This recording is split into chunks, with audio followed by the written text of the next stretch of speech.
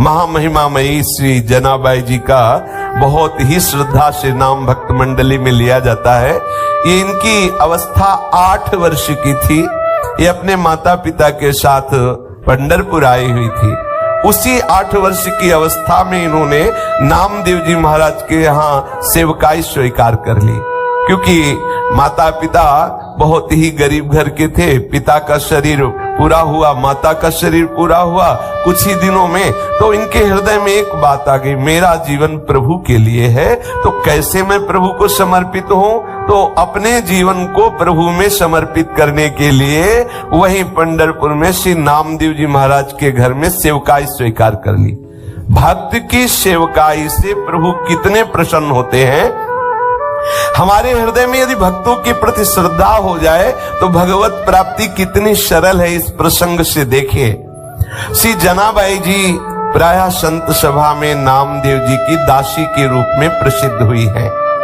ये जनाबाई जी को महाराष्ट्र में बहुत आदर से नाम लिया जाता है और इनके बहुत महिमामय पद भी हैं। और ऐसी इनकी नाम में प्रीति हुई नामदेव जी के प्रभाव से कि बड़े बड़े सिद्ध संत जन इनका स्मरण करते थे। कबीर दास जी जैसे सिद्ध संत जनाबाई जी के चरणों में प्रणाम करते थे। ये नामदेव जी के संग की महिमा का प्रभाव। उनका जन्म गोदावरी तट पर गंगा खेड़ नामक एक ग्राम में हुआ था।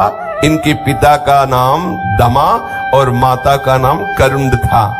बचपन में ही इनकी मां पधार गई और पिता जो इनको विट्ठल भगवान के दर्शन के लिए लाए, तो वहीं उनका भी शरीर पूरा हुआ और ये नामदेव जी के चरणों में समर्पित हो गई। इनके हृदय में एक बात आई कि प्रभु की प्राप्ति का उपाय एक ही है, कोई भक्त प्रसन्न हो जाए, कोई भक्त मुझे अपना के दे। और भगवान इस बात की बाट जोहते रहते हैं, जब तक कोई भक्त प्रभु के अनुराग में जो डूबा हुआ है वो अपना नहीं कहता, तब तक प्रभु हृदय से नहीं लगाते। जनाबाई जी के हृदय में भगवत प्रेरणा से बात आ गई थी कि कोई भक्त हम पर कृपा कर दे तो हमें भगवान का साक्षात्कार हो जाए। इसलिए उन्होंने सेवकाई स्वीकार कर ली नामदेव जी के यहाँ, और अन्य आश्रय कोई रह नहीं गया था। नामदेव जी निरंतर भजन परायण, निरंतर नाम में डूबे रहते थे। नामदेव जी जैसे महात्मा की सेवकाई मिल जाए, ये तो प्रभु की सेवकाई से भी बढ़कर के है। अब जनाबाई जी के हृदय में एक ही बात थी कि मैं नामदेव जी को प्रसन्न कर लूं। नामदेव जी के पूरे परिवार के कपड़े धोना, पूरे परिवार के लिए आटा पीसना, पूरे परिवार के लिए भोग तैयार करना, पूरे परिवार के लिए हर समय अपने प्राणों को समर्पित किए हुए तन्मयता पूर्वक सेवा करना। बर्तन मांज रही हैं, कपड़ा धो के ला रही हैं, झाड़ू पोछा कर रही है। आप सोचो, पूरे परिवार की स्वयं सेवा करती। उनकी सेवा में एक बड़ा आनंद प्रकट होने लगा। वो इस भाव से कि नामदेव जी की जिस दिन कृपा दृष्टि हो गई उस दिन मुझे भगवत साक्षात्कार हो जाएगा। अब नामदेव जी की सेवा प्रभाव से निरंतर नाम चलने लगा। भजन न हो संग बिनु। देखो, संग हुआ, अब चेष्टा नहीं करनी पड़ रही। जो नामदेव जी जप करते थे, वही जो कीर्तन करते थे, वही जनाबाई कीर्तन करने लगी, नाम स्मरण करने लगी। नाम स्मरण करते करते कभी जैसे पोछा लगा रही, एकदम हाथ रुक गए, अश्रु चलने लगा, प्रभु के लिए विकलता प्रकट होने लगी, भाव दशाएं उनकी आने लगी। श्री जनाबाई जी के हृदय में विट्ठल भगवान के प्रति प्रबल आसक्ति होने लगी। जब कभी सेवा से अवसर मिलता, मंदिर में जाती, ठाकुर जी को देखती ही रहती, और देखते देखते एकदम विकलता होती तो रोने लगती, एकदम आनंद बढ़ता तो नाचने लगती। ऐसी दशा जनाबाई जी की श्री नामदेव जी की सेवा से होने लगी। जनाबाई श्री नामदेव जी की सेवा में मगन रहने लगी। एक क्षण के लिए भी भगवत विस्मृति नहीं, और सेवा में पूरी सावधानी की, कहीं सेवा में त्रुटि न हो जाए, कहीं हमारी जो अंदर की वृत्ति है वो इस तरह न डूब जाए कि सेवा छूट जाए। क्योंकि सेवा भक्त की प्रसन्नता के लिए, और भक्त की प्रसन्नता से हमारे विट्ठल भगवान रीझ जाएंगे, ये हृदय में धारणा। और भगवान नाम का ऐसा प्रभाव हुआ कि अब उनके आंसू नहीं रुकते। सोहनी लगा रहे, अश्रु प्रवाह हो रहा, बर्तन मांज रहे, अशुभ प्रवाह हो रहा। देखो कैसी कृपा हुई भक्त संग की, जिसकी बड़े बड़े साधु जन उपासक जन आकांक्षा करते, वो जनाबाई को प्राप्त हो रहा है। वो कभी रोते रोते सेवा करते करते एकदम व्याकुल हो जाती, हा विठ्ठल, हा विठ्ठल, हा पांडुरंगा, ऐसे पुकार पड़ती। अब एकादशी के दिन नामदेव जी के यहाँ रात्रि में भक्त मंडली एकत्रित होती और कीर्तन करती। कोई मृदंग बजा रहा है, कोई करताल बजा रहा है, कोई नृत्य करते हुए नाम कीर्तन कर रहा है, कोई प्रभु की आनंदमयी लीलाओं का गायन कर रहा है, तो कोई एकांत में बैठा हुआ उन लीलाओं को सुनकर, उन कीर्तन को सुनकर, भक्तों की भावदशा को देखकर अशुभ प्रवाह कर रहा है। पूरी रात्रि, एकादशी की रात्रि में नामदेव जी के यहाँ ऐसा कीर्तन होता और जनाबाई सब सेवा करके एकांत कोने में खड़ी रहती। नामदेव जी और बड़े बड़े भक्तों की भाव दशाएं देखती तो उसके हृदय में और विकलता बढ़ती। संकीर्तन के आनंद सागर में वो पूरी रात डूबी रहती। उसको ये पता ही नहीं चल पाता कि कितने कम समय में रात्रि व्यतीत हो गई। जनाबाई को पूरी रात्रि कीर्तन और गुणानुवाद सुनने पर ऐसा आनंद आता, लगता कि रात्रि तो बहुत कम समय की हुई, एक क्षण में व्यतीत हो गई। उषा काल होते ही, प्रातः काल होते ही सब भक्त मंडली अपनी दिनचर्या को जाती और ये बावरी हुई भगवत प्रेम की मादकता में ठाकुर जी के प्रसन्नता के लिए श्री नामदेव जी की सेवा में मगन रहने लगती। अब इनको आज लगा कि अरे आज तो सूर्यदेव उदय हो गए, सब भक्तजन चले गए और मुझे तो होश ही नहीं रहा, ये तो बहुत बड़ी त्रुटि हो गई।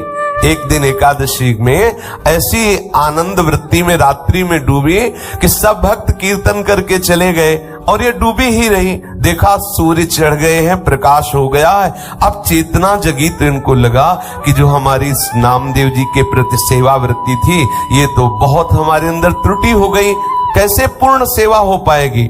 सबके लिए आटा पीसना है, सबके लिए सब व्यवस्थाएं अकेले करती। और देखो उसमें ये नहीं कि मुझे करना पड़ता है, ऐसा नहीं, उत्साहित होकर प्रसन्न मुद्रा में करती। आंख खुली, देखा तो बहुत देर हो गई, कैसे नामदेव जी की पूरी हम सेवा कर पाएंगी। जल्दी जल्दी से घबरा कर सोचा कि सबसे पहला काम करते हैं कि हम वस्त्र जो सबके स्नान किए हुए हैं पहले उनको धो के फैला देती। जल्दी से वस्त्र लिए और वस्त्र लेकर के धोने के लिए वो भागी। फिर एकदम दिमाग में आया कि अभी तो बहुत से पात्र पड़े हैं, उनको मार्जन करना है और पानी भी भर के रखना है, पर चलती है पहले वस्त्र धो के आती है। जो ही चंद्रभागा नदी के पास पहुंची वस्त्र लेकर के, तो अब कई चिंताएं एक साथ। अभी तो पात्र मार्जन करने हैं, सुंदर जल भर के रखना है ठाकुर जी की सेवा के लिए, आज तो बहुत विलंब हो गया, अब आज कैसे हम सब सेवा कर पाएंगे। इतना मन में सोच रही थी कि इतने में देखा कि एक वृद्धा मैया आई और कहा कि जनाबाई तू चिंता क्यों कर रही है, सुन तू और जाके कार्य कर, मैं यहाँ तेरे कपड़े जो ये सब नामदेव जी के परिवार के वस्त्र है ना, ये मैं धो देती हूँ। उन्होंने कहा नहीं नहीं आप क्यों करेंगे, आपका शरीर। बोले नहीं, सच्ची सफाई धुलाई तो हम करना जानती, पूरा जीवन हो गया, पूरा जीवन हो गया। जिसके वस्त्र को हम धुलते दोबारा वो मलिन नहीं होते हैं। और देखो तुम तो अभी नई अवस्था तुम्हारी हो, मेरा जीवन हो गया ये धुलते हुए। सच्ची धुलाई का कार्य हम जानते हैं। समझ नहीं पाई जनाबाई। जनाबाई ने कहा मेरे स्वामी की सेवा में आज बड़ी गड़बड़ी हो गई, क्योंकि मैं ऐसी भूल में पड़ गई कि सेवा छूट गई। जनाबाई ने कहा कि अब मुझे नामदेव जी के घर तत्काल भाग के जाना, क्योंकि पात्र मार्जन नहीं किए। अब देखो जैसा भी हो, वो कपड़े वहीं नदी के किनारे छोड़ करके गई और जो कार्य अत्यंत आवश्यक था, जैसे पात्र मार्जन करना और जल भर के रख देना, वो करके वापस आई तो देखा बहुत प्रेम से डूबी हुई वो जो मैया थी, सब कपड़े धो करके और फैला दिए थे और कहा कि देखो तू चिंता मत कर, आनंद पूर्वक सेवा कर। बहुत बहुत आनंद का ये विषय है जो तेरे अंदर ये चिंता चलती रहती है भक्त को सुख पहुंचाने की। तो उन्होंने देखा कि सारे के सारे कपड़े एकदम स्वच्छ। जनाबाई ने हाथ जोड़ करके कहा कि आप जैसी उदार तो मुझे जीवन में देखने को नहीं मिली। हमारा तुम्हारा कोई परिचय नहीं, कोई स्वार्थ भावना नहीं, और आप इतने ढेर सारे सब कपड़े धो दिए। तो आप तो हमें लगता है ईश्वर स्वरूप ही है, प्रभु स्वरूप ही है, और हमें तो ऐसा लगता है कि हमारे विट्ठल ने कृपा करके तुम्हें भेजा है। पर इतना नहीं समझ पाए कि विट्ठल ही इस रूप में आए हैं। मैं आपका बहुत आभार मानती हूँ। तो मैया ने कहा, आभार की कौन सी बात है, मैं तो तुम्हारी ही हूँ। मैं अपनों से आभार थोड़ी प्रकट करती है, मैं तो आपकी ही हूँ, आप ऐसी चिंता क्यों करती है। ऐसा करके मुस्कुराते हुए वो वृद्धा माई वहां से चली और कहा, कभी भी आवश्यकता हो तो मेरी याद कर लेना। आप जे भी याद करोगी मैं उपस्थित हो जाऊंगी तुम्हारी सेवा के लिए। जनाबाई जी भाव में डूब गई, क्योंकि उस वृद्धा की मुस्कुराहट ने इनके हृदय में आनंद का वर्धन किया। इनको थोड़ी देर के लिए अंतर्मुख में इतना डुबा दिया उस मुस्कुराहट ने, पूछो मत। फिर चेतना आई और सोचा कि मैंने तो पूछा नहीं कि तुम कहाँ रहती हो, तुम्हारा क्या नाम है। जब तुम कह रही हो कि कभी कार्य पड़े तो बुला लेना, तो तुम रहती कहाँ हो, तुम्हारा नाम क्या है। आसपास देखा तो वृद्धा दिखाई नहीं दी। थोड़ा दौड़ करके आसपास और देखा और नहीं दिखाई दी। अब तो हृदय में विकलता हुई कि शरीर कोई इतना यौवन का भी नहीं था कि वो हवा की तरह भाग जाए। वृद्ध थी, आखिरकार कहाँ चली गई और कौन हो सकती है। जनाबाई उस सब कपड़े लेकर के घर पहुंची और हृदय बड़ा व्याकुल था कि आखिरकार वो वृद्धा थी कौन और कैसा जादू कर गई वो अपनी मुस्कुराहट से वृद्धा की मेरा चित्त बार बार उसी का चिंतन कर रहा है। जनाबाई गदगद कंठ से नामदेव जी के समीप गई और पूरी घटना सुनाई कि आज ऐसा ऐसा हुआ। नामदेव जी ने तत्काल जनाबाई जी से कहा, अरे और कोई नहीं था, वो तो विट्ठल थे, कोई दूसरा नहीं था, वो तो विट्ठल थे, ये तो विट्ठल थे, तेरे को बड़भाग्नि बनाने के लिए आए। लेकिन अरे इतना विट्ठल प्यार करते हैं तेरे से कि सब कपड़े धो दिए। उनको भी संकोच हुआ कि कपड़े तो हमारे ही सब थे। देखो आराध्य देव ने अपने सेवक के कपड़े प्रक्षालन किए। कैसी भक्ति का महिमा में स्वरूप है। श्री नामदेव जी ने कहा, जनाबाई तेरे तो अहोभाग्य, कैसी तेरे ऊपर ठाकुर की अनुग्रह वृष्टि हुई, तू समझ नहीं पाई। अब तो जनाबाई के हृदय में और प्रणय कोप बढ़ गया। अच्छा आए भी तो ऐसे छलिया रूपरेख और ऐसे अपने पास भी आते पक्का समझ ले। जनाबाई रोने लगी कि हाय है, इतने छलिया हो कि आप आए भी और हमें परिचय भी नहीं मिल पाया, और दूसरी बात मेरे लिए आपने कष्ट सहा, मेरे लिए इतने ढेर सारे कपड़े धोए। अब तो और हृदय में प्रेम की विकलता बढ़ने लगी। प्रभु सदैव अपने भक्त के पीछे पीछे डोलते हैं। जो परम स्वतंत्र ईश्वर है उनको भी अगर कोई बांध सका, उनको परतंत्र कर सका, तो ये भक्त जन है। अहम भक्त पराधीनो। अब तो प्रेम पीड़ा में विकल होकर के जनाबाई सेवा करने लगी। स्वयं मूर्तिमान होकर के प्रभु जनाबाई जी के साथ चक्की पीसते आकर के। एक बार नहीं, बहुत सेवाएं। जनाबाई जी प्रेम में मगन होकर सोहनी लगा रही है, कूड़ा का ढेर लगाया, और जब कूड़ा भरने के लिए आई तो देखा टोकरी में लिए हुए प्रभु कूड़ा भर रहे। अब बुढ़िया के रूप में नहीं आते, अब साक्षात विट्ठल के रूप में आते। अगर जनाबाई नामदेव जी के यहाँ उनको सुख पहुंचाने के लिए, उनको भोग बनाने के लिए आटा पीस रही चक्की में, तो चक्की में आटा पीसते हुए कभी कभी वो पद गाते हुए भाव में डूब जाती, तो चक्की रुक जाती, तो ठाकुर जी बैठ के चक्की पीसते। जनाबाई पद गायन करते हुए डूबी हुई है, और क्योंकि सेवा में त्रुटि न हो इसलिए ठाकुर जी समीप आकर के चक्की पीसने लगते। जनाबाई का अभंग सुनते रहते और जनाबाई जी प्रेम में मगन होती। श्री जनाबाई जी घर में सोहनी लगा रही तो कचरा उठाते साक्षात विट्ठल भगवान।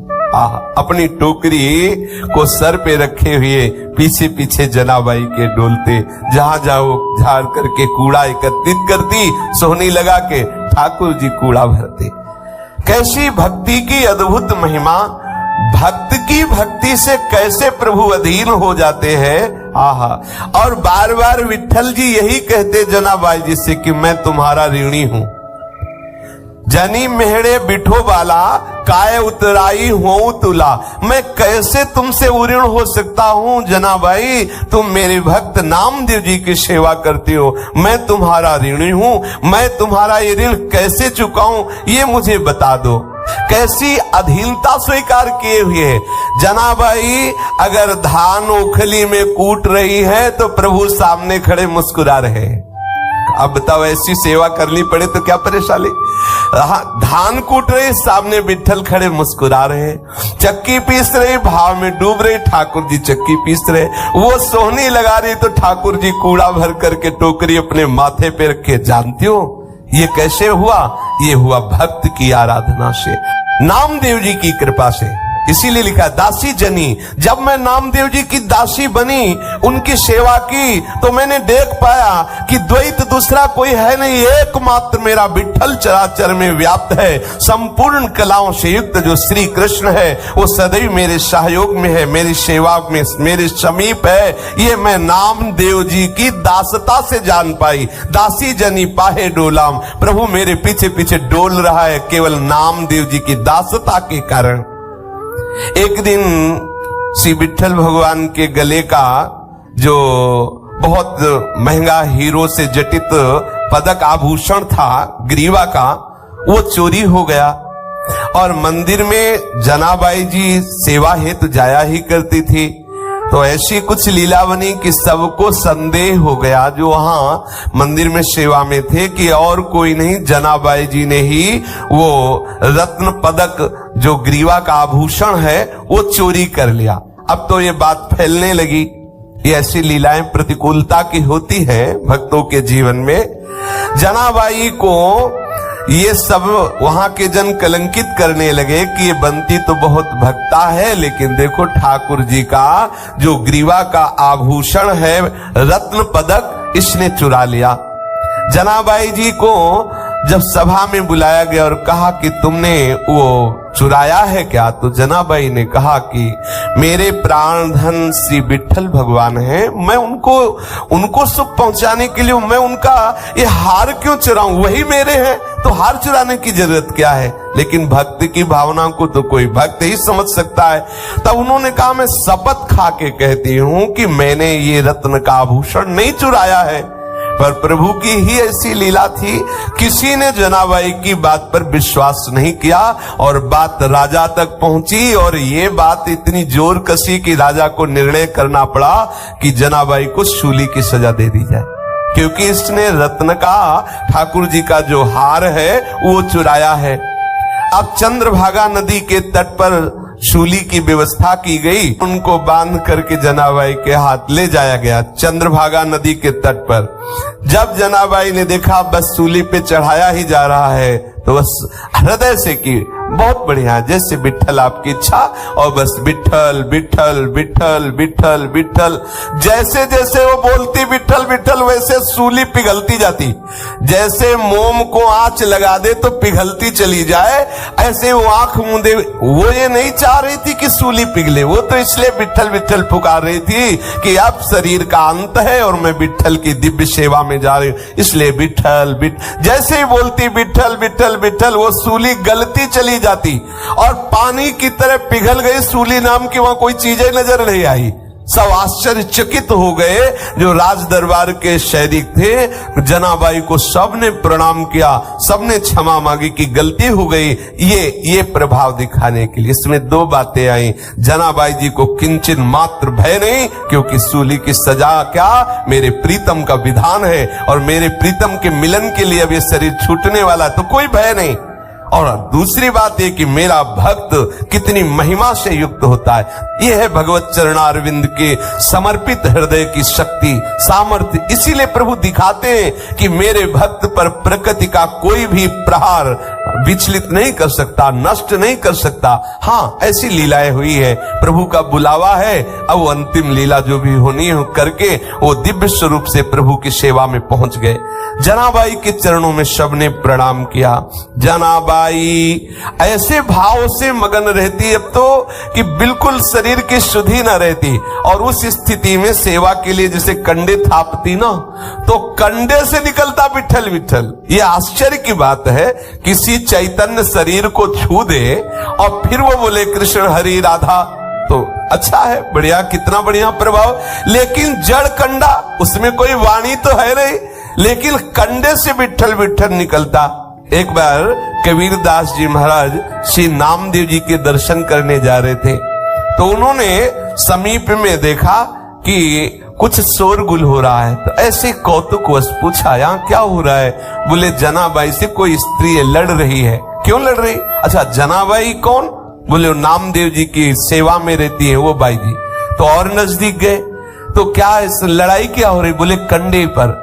तो उनको विचार आया कि कंडे पर लड़ाई, भक्त के द्वारा कंडे पर लड़ाई।